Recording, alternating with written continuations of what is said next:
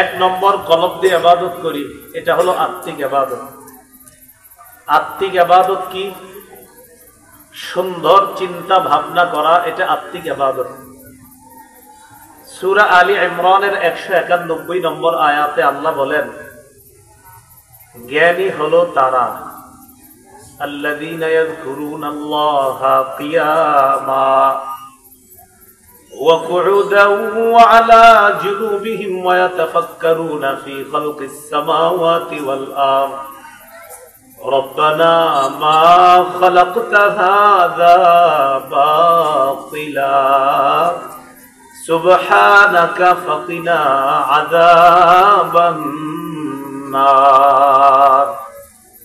জ্ঞানী তারা যারা দাঁড়িয়ে আল্লাহকে স্মরণ করে, ওয়া কুউদা বসে বসে আল্লাহকে স্মরণ করে, ওয়া আলা জুনুবিহিম শুয়ে শুয়ে আল্লাহকে স্মরণ করে, ওয়া ইয়াতাফাক্কারুনা ফী খালকিস সামাওয়াতি ওয়াল আরদ আসমান জমিনের সৃষ্টি নিয়ে যারা চিন্তা করে, চিন্তা করার পর তারা বলে, রব্বানা মা খালাকতা হাযা বাতিলা, হে আমাদের রব, এই আসমান জমিন আপনি অনর্থক সৃষ্টি করেননি। সুবহানাকা ফাকিনা আযাবান নার, আপনার পুত পবিত্রতা বর্ণনা করছি, আমাদেরকে আগুনের আযাব থেকে আপনি রক্ষা করেন। সকলে বলি আমিন। বলেন একটু আমার সাথে বলেন, সুন্দর চিন্তা ভাবনা করা, এটা আত্মিক ইবাদত। কলব দিয়ে সুন্দর চিন্তা ভাবনা করা, এটা আত্মিক ইবাদত। নিয়ত করা আত্মিক ইবাদত। সহিহ বুখারীর 1 নম্বর হাদিস, ওমর ইবনুল খাত্তাব রাদিয়াল্লাহু তাআলা আনহুর বর্ণনা, তিনি রাসূলুল্লাহ সাল্লাল্লাহু আলাইহি সাল্লাম থেকে হাদিসটি বর্ণনা করেছেন। রাসূলুল্লাহ সাল্লাল্লাহু আলাইহি সাল্লাম বলেন, ইন্নামাল আ'মালু বিন্নিয়াত, আমলের প্রতিদান বিশুদ্ধ নিয়তের সাথে। তাহলে নিয়ত অন্তর দিয়ে করি আমরা, এজন্য নিয়ত আত্মিক ইবাদত। ইখলাস আত্মিক ইবাদত। কুরবানি কি আমি আল্লাহর জন্য করতেছি কিনা, এখানে কি ইখলাস আছে কিনা এটা দেখে আল্লাহ। আল্লাহ পাক রব্বুল আলামিন বলেন, ওয়ামা উমিরু ইল্লা লিয়াবুদুল্লাহা মুখলিসিনা লাহুদ্দিন, তাদেরকে আদেশ করা হয়েছে তারা যেন দ্বীনকে আল্লাহর জন্য খাঁটি করে একনিষ্ঠভাবে আল্লাহর ইবাদত করে। রাসূলুল্লাহ সাল্লাল্লাহু আলাইহি সাল্লামকে আল্লাহ হুকুম করে, কুল ইন্নী উমিরতু আন আ'বুদাল্লাহা মুখলিসান লাহুদ্দীন। 23-19 পৃষ্ঠার একদম শুরুতে আছে। নবী আপনি বলেন, আমাকে আদেশ করা হয়েছে আমি যেন একনিষ্ঠভাবে খাঁটি ভাবে আল্লাহর ইবাদত করি। তাহলে বলেন তো, ভুলে গেছেন আসল কথা। কয় মাধ্যমে ইবাদত করি? 1 নাম্বার অন্তর দিয়ে। অন্তরে একটা ইবাদত সুন্দর ফিকির করা, আরেকটা ইবাদত নিয়ত করা, আরেকটা ইবাদত ইখলাস। এজন্য মনে রাখবেন, নিয়ত বিশুদ্ধ যদি আর ইখলাসের সাথে হয়, ছোট আমলও বিশুদ্ধ নিয়তের কারণে বড় হয়ে যায়, বড় আমল অশুদ্ধ নিয়তের কারণে ছোট হয়ে যায়। সবাই বলেন, ছোট আমল বিশুদ্ধ নিয়তের কারণে, ইখলাসের কারণে বড় হয়ে যায়, বড় আমল অশুদ্ধ নিয়তের কারণে, ইখলাস না থাকার কারণে ছোট হয়ে যায়। একটা কিতাব আছে, নাম জামিউল উলুমি ওয়াল হিকাম। এই কিতাবের লেখকের নাম ইবনে রজব হাম্বলি রাহমাতুল্লাহি আলাইহি।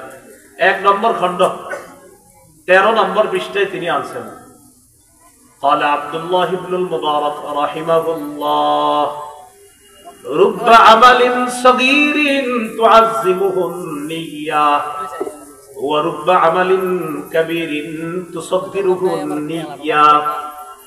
আব্দুল্লাহ ইবনুল মুবারক রাহমাতুল্লাহি আলাইহি বলেন, বিশুদ্ধ নিয়ত ছোট ছোট আমলকে বড় বানায় দেয়, আর অশুদ্ধ নিয়ত বড় আমলকে ছোট বানায় দেয়, নাউজুবিল্লাহ। বিশুদ্ধ নিয়ত ছোট আমলকে বড় বানায় দেয়, অশুদ্ধ নিয়ত বড় আমলকে ছোট বানায় দেয়। ইখলাসওয়ালা বিশুদ্ধ নিয়তের কারণে 1 টাকার প্রতিদান যে রব কত দিবে রব ভালো জানেন। ইখলাস ছাড়া অশুদ্ধ নিয়তের কারণে 1 কোটি দানের ফজিলত রব তো দিবেন না, বরং এটাকে ছোট বানাইতে বানাইতে একদম ছোট বানায়। ইখলাস নেই, নিয়ত অশুদ্ধ। ইখলাসওয়ালা বিশুদ্ধ নিয়তের 1 টাকা এটাতে আল্লাহ কত বড় বানাবেন এটা আল্লাহ ভালো জানেন। এবার আমার সাথে একটু বলেন, লা ইলাহা ইল্লাল্লাহ পড়েন। বলেন এই কালিমা মুখে উচ্চারণের পাশাপাশি অন্তরেও লালন করা। অন্তরে লালন করাটা বলেন আত্মিক ইবাদত। আল্লাহ ছাড়া কোনো ইলাহ নাই, এটা কলবের মধ্যে লালন করা, এটাও আত্মিক ইবাদত। একটা মুখ দিয়ে বলি আমরা, আরেকটা হলো অন্তর দিয়ে এটা না, হ্যাঁ আসলে আল্লাহ ছাড়া ইলাহ নাই, এটা অন্তরে আমি লালন করি, এটা আত্মিক ইবাদত।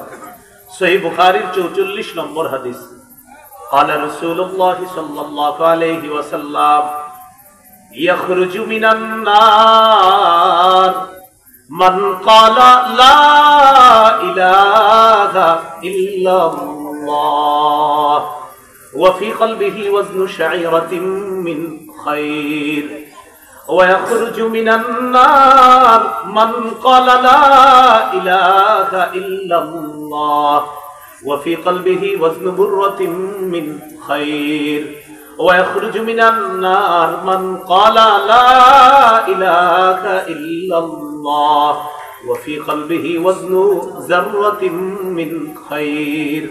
রাসূলুল্লাহ সাল্লাল্লাহু আলাইহি সাল্লাম বলেন, যার অন্তরে গম পরিমাণ, জব পরিমাণ, অনু পরিমাণ ঈমান থাকবে, সে একদিন না একদিন জাহান্নাম থেকে বের হয়ে জান্নাতে প্রবেশ করবে। সুবহানাল্লাহ। অন্তরে এটা আত্মিক ইবাদত।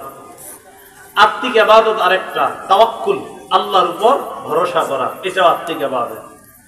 ওয়া মান ইয়াতাওয়াক্কাল আলাল্লাহি ফাহুয়া হাসবুহ, যে ব্যক্তি আল্লাহর উপর ভরসা করে আল্লাহ তার জন্য যথেষ্ট হয়ে যায়। সুবহানাল্লাহ। যে আল্লাহর উপর ভরসা করে আল্লাহ তার জন্য যথেষ্ট হয়ে যায়। আল্লাহ আমাদের সকলকে এই আত্মিক ইবাদত গুলা বুঝে শুনে নিয়মিত যেন আমরা আত্মিক ইবাদত গুলা করতে পারি, আল্লাহ তৌফিক দান করেন।